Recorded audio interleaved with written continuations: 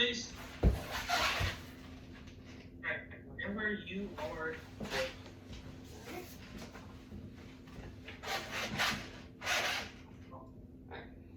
Hello, senior group leaders and peers.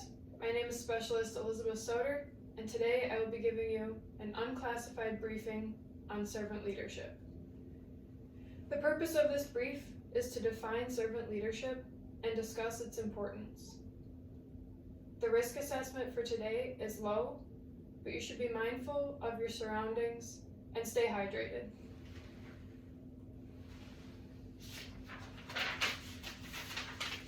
I would like to take a moment to begin this brief by reading a few portions of the Non-Commissioned Officer Creed. As a non-commissioned officer, I realize that I am a member of a time-honored corps, which is known as the backbone of the Army. My two basic responsibilities will always be uppermost in my mind: accomplishment of my mission and the welfare of my soldiers. All soldiers are entitled to outstanding leadership. I will provide that leadership. I know my soldiers, and I will always place their needs above my own. I will be loyal to those with whom I serve. I will not compromise my integrity nor my moral courage. I will not forget, nor will I allow my comrades to forget that we are professionals. Think about these promises that you make as an NCO and keep them in mind as we go through the brief. Our agenda for today, we're going to define servant leadership, discuss how to implement it in today's Army, and describe why it is important. The brief will end with a conclusion, and then I will open up the floor for any questions.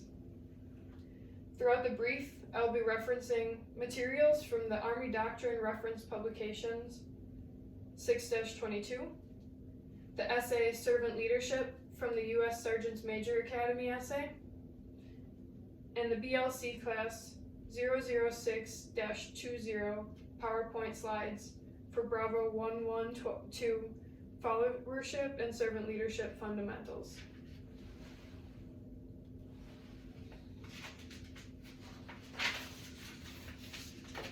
First, we will define leadership and servant leadership.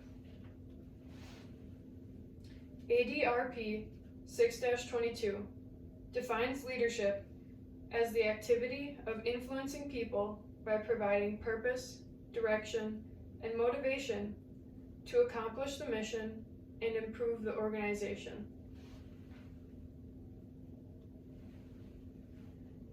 In the U.S. Sergeants Major Academy essay, these 10 characteristics were identified as distinguishing a servant leader: empathy, healing, awareness, persuasion, foresight, conceptualization, stewardship, commitment to the growth of people, and building community. The two share goals and are similar, but the characteristics of a servant leader strengthen a leader and make them more successful in leading troops.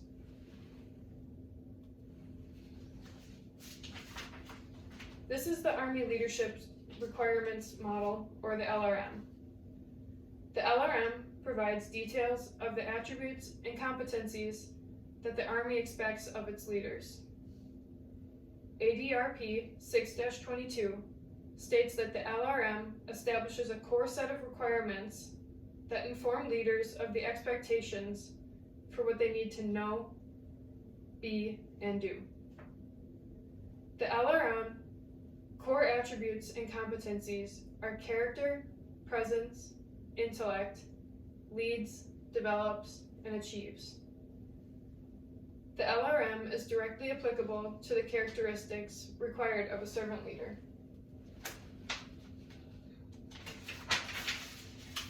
The LRM defines the three core leader attributes as character, presence, and intellect. Character is the moral and ethical qualities of the leader. This is commonly known as the way you act when you think that nobody else is looking. This includes the Army values, warrior ethos, discipline, humility, and empathy. Presence is the characteristics that are open for display by the leader and open up to viewing by others. This is the way that others, your superiors, your peers, and your subordinates, view you from the outside looking in. Presence includes military bearing, fitness, confidence, and resilience. Intellect is the mental and social abilities the leader applies while leading. This includes judgment, innovation, interpersonal tact, expertise, and mental agility. These core leader attributes are directly related to the characteristics of a servant leader, specifically empathy, healing, awareness, and conceptualization.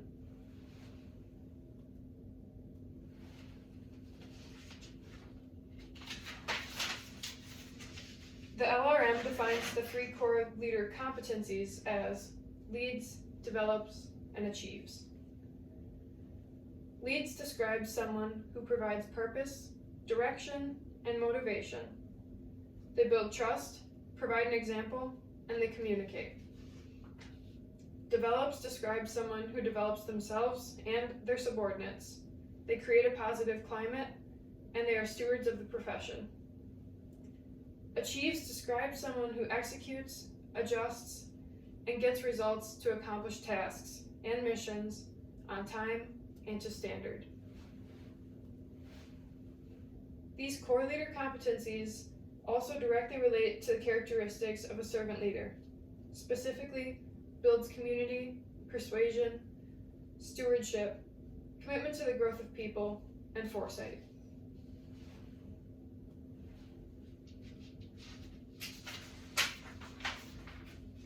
Now that we know what servant leadership is, we will discuss how to build servant leaders. The U.S. Sergeant Major Academy essay breaks down the anatomy of a habit. The essay describes 4 stages that a person goes through in developing a habit. The first stage is unconscious and unskilled. At this point, a person is unaware of the habit that they are interested in. So they're unaware of the behavior completely. In stage 2, they're conscious and unskilled. At this point, the person is aware of the behavior, but they still don't perform it regularly, and they perform it clumsily, and they are still uncomfortable with it. Stage 3 is conscious and skilled. At this point, a person is comfortable with the choices and the behaviors, but they're still consciously aware of it.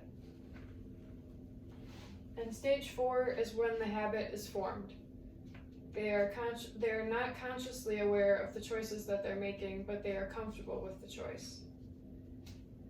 Getting junior enlisted leaders to adopt the characteristics of servant leadership as habits will create a more cohesive team and environment. By spending some time really hammering in the behaviors of servant leaders, with time they will become natural habits.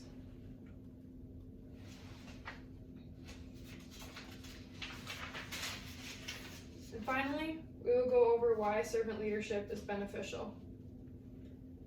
Servant leadership at work creates a greater cohesion within a team. It gives people a sense of purpose and improves mission success by making each person part of the solution. A leader who is patient will hear everyone and respect them, so that they know that they are important and that they matter. A leader who practices humility is one who is approachable and whom people want to follow. A leader in a team that are selfless and committed to one another and the mission is the difference between success and failure.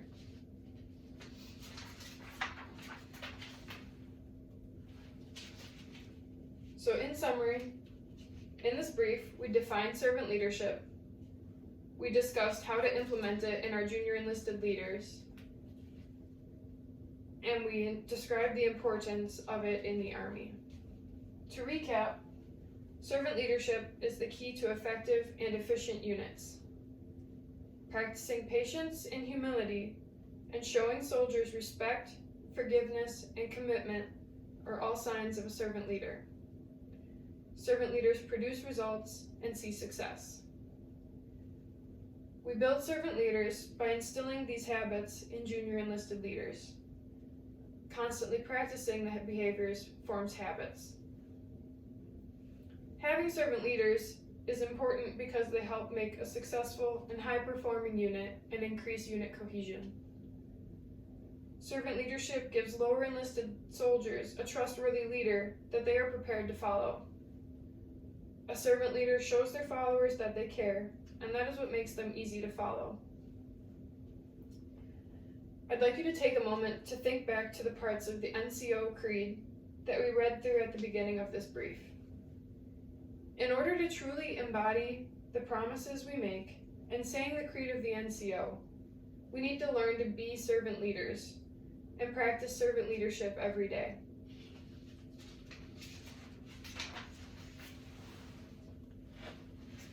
Are there any questions at this time?